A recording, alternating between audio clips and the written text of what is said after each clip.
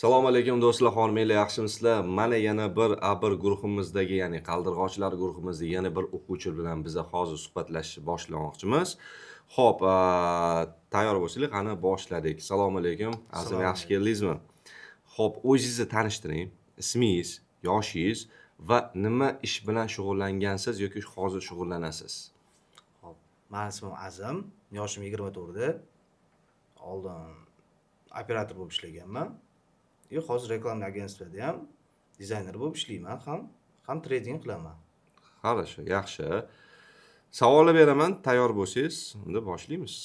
Tayyormisiz? Tayyorman. Xo'p, kursga kelishdan oldin tajribangiz qanaqa holatda edi? Mutlaqo yangimidingiz yoki allaqachon savdo qilganmidingiz? Savdo o'qiganman, minusga ishlaganman. Minus bo'lgansiz, to'g'rimi? Hmm. Yaxshi. O'sha paytda sizni minus qilayotgan paytingizda eng ko'p qiynagan muammo yoki qo'rquv nima bo'lgan?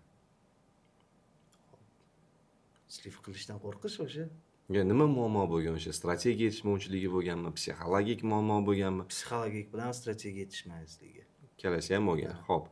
Tradingni o'rganishingizga qaror qilishingizga nima turtki bo'lgan? Turtki bo'lgani ukam bilan og'aynim ekan.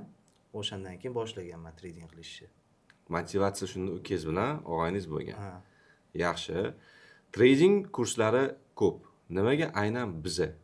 Nimaga aynan MG kompaniyasini tanlagansiz? Sizlarni Instagramda ko'rganman. Qarasam yaxshi o'rgatar ekansizlar. Og'aynim ham o'qigan oldin sizda. O'shaning uchun kelib o'qiyapman mana. Avval boshqa kursda o'qiganmisiz? Yo'q. O'qimagansiz. Yo'q. Xo'p, kursga yozilishdan oldin ikkilanish bo'lganmi sizda? Yo'q, umuman bo'lmagan. Хорошо. Kursda nimalarni o'rgandingiz? Qaysi mavzu va qaysi mavzu ko'proq sizga ma'qul bo'ldi? Texnikami, grafikami, risk menejmentmi, psixologiyami? Qaysi biri ko'proq yoqdi sizga? Psixologiya bilan, switchnoy analizlar. Psixologiya bilan switchnoy analizlar sizga yoqdi. Xo'p, o'qish jarayonida sizni eng ko'p qiynagan narsa nima bo'ldi? Topshiriqlar bo'yicha uyga vazifalar bo'ldimi yoki statistika qilishlar bo'ldimi? Nima ko'proq qiyin bo'ldi sizga mana shu o'qish jarayonida? Tushunishganmi? O'sha payt o'qish jarayoni. Bank manipulyatsiyasini tushunish qiyin bo'ldi menga. Tushunish holati. Praktika holatidachi qaysi birida ko'proq qiynaldingiz? O'shanda. Bankda. Xo'p, yaxshi. Mentorlarni jamoaviy yondashuvi, qo'llab-quvvatlashi haqida nima deb o'ylaysiz? Zo'r, yaxshi qo'llab-quvvatlashdi. Bilmagan joyimni so'rasam tez javob berishdi. Bu yerda hali kurs tugatmagansizlar, lekin savol kursi tugatgandan keyin beriladigan savol. Ito'y holatda bu narsani berib o'tib ketaman. Savdo yondashuvingizda yoki natijangizda aniq o'zgarishlar bo'ldimi natijalaringizda, savdo yondashuvlaringizda? O'zgarishlar bo'ldi. Ancha ko'p o'zgarishlar bo'ldi.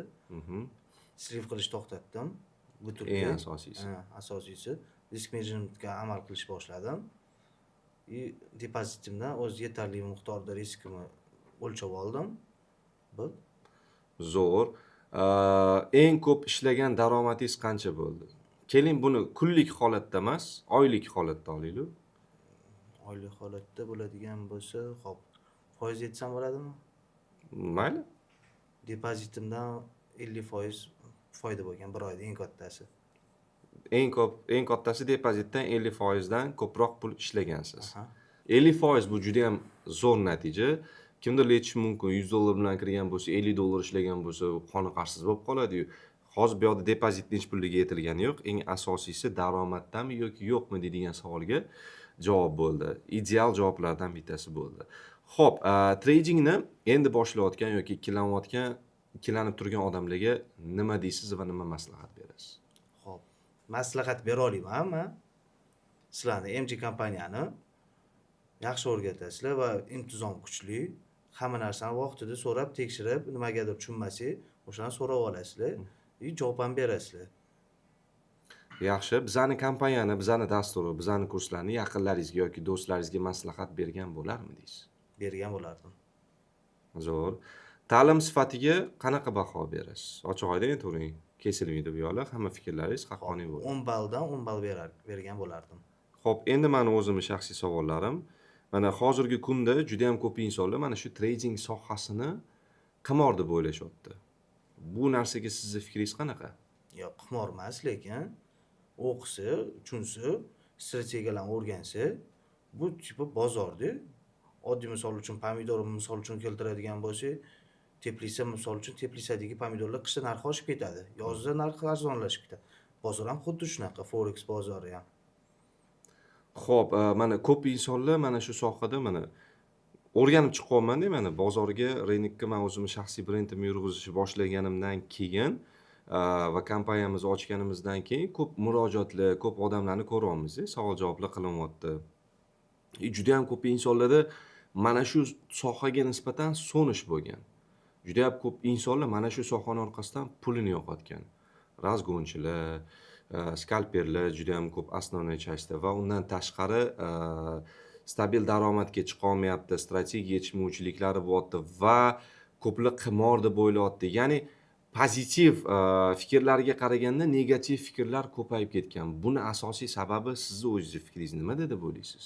Xo'p, asosiy sababi bilim yetishmaslikdan, daromadini ko'p anaqa o'zini mablag'ini ko'p tiqib yuborgan tradingga, bilim yetmaslikdan, ko'p skalpin o'sha aytganingizdek, skalperlar ko'p. O'shani hisobiga bilim yo'q, skalpin qilganda по-любому minusga kiradi. Emotsiyalarga tayangan holatda Emotsiyaga. ishlaydi. Stabilность bo'lmaydi u yoqda. Psixologiya buzilgan bo'ladi u yerda ham. Rahmat. Odamlarga o'zingizni nima tilagingizni yoki nima fikringizni bildirib bera olasiz? Xo'p. Tilay. Hamma baxtli bo'lsin, hamma baxtli yashasin. Maslahat bera olaman, tilagimni MG kompaniyasiga kelinglar, o'qinglar. Ustozlari zo'r, mentorlari bilmagan joylarni o'rgatishadi, tushunmagan joylarni ham o'rgatishadi. Bu reklama deb o'ylamanglar, bu yerda reklama ketmayapti. Xo'p, sizga kattakon rahmat azim kelganingiz uchun, vaqtingizni ajratganingiz uchun. Xudo xolasa mana hali o'qishinglar bitgani yo'q. Hali o'rganadigan narsalarimiz davomiy bo'lib ketadi hali. Undan tashqari hali makroekonomikani o'rganganimiz yo'q, hali bilimlarimiz davom etadi. Eng asosiysi istoriya shotingizni ochganida faqatgina take profit yam-yashil bo'lishini chin qalbimdan tilab qolaman va bu narsaga komandamiz bilan birgalikda yondashamiz. Vaqtingizni ajratib kelganingiz uchun va odamlarga o'zingizni shaxsiy fikringizni ulashganingiz uchun sizga kattakon rahmat. Rahmat sizlarga ham.